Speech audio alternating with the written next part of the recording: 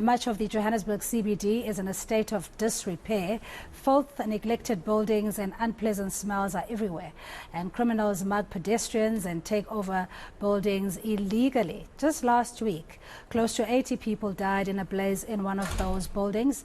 eNCA reporter Bafedile Moerane was in downtown Johannesburg earlier to get the views of residents and business people about how the state of the city affects their lives. Bafedile, good afternoon, and thank you so much for joining us. We've been looking at the infrastructure decay, and that this has happened over a number of years. It wasn't overnight, with the city seemingly out of depth in trying to deal with the rejuvenation of the city as well. Just your experience in engaging with residents that still live under these conditions.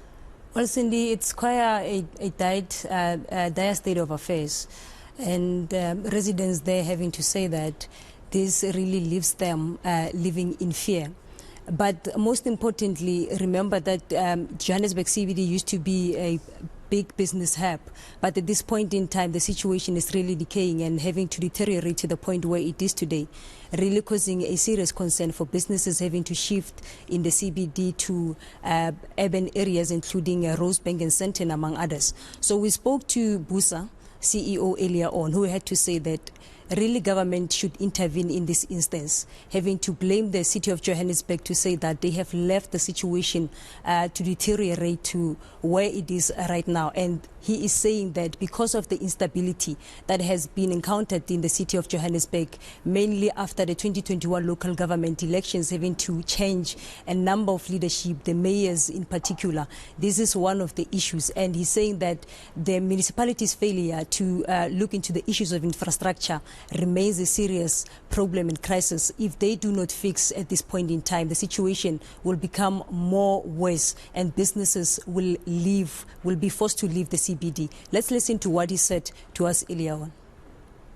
Even before this tragic incident, businesses in the inner city were under severe strain because of lack of service delivery, breakdown in infrastructure, crime and corruption, and so on and so on. And this is a very, very big problem, not just for the inner city, but for Joburg and for the country. Because the inner city used to be the business hub of South Africa. There's still business happening there. There's a lot of retail happening there and so on, and that's fine. But the city council must begin to apply law and order, must begin to apply regulations, must deliver services, must fix up infrastructure. We all agree that Johannesburg is a shadow of what it used to be. Some would look at it with nostalgia, back in the day, what it looked like compared to the decay and the rot that is there. The residents that have to endure these kind of living conditions, having spoken to them, what has come out of what they see as a possible solution? Well, they're saying this is really a failure of the city to enforce law and order.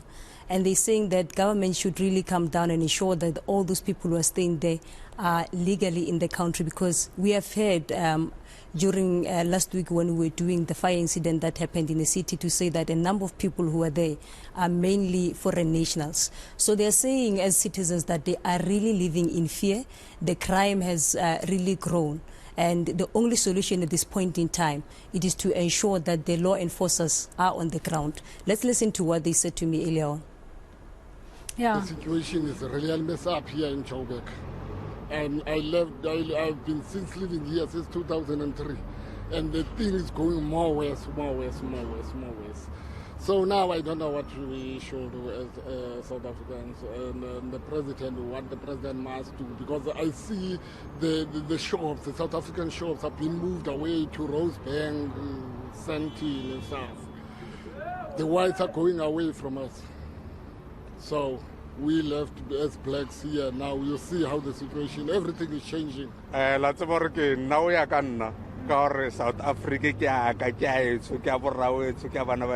government or faith.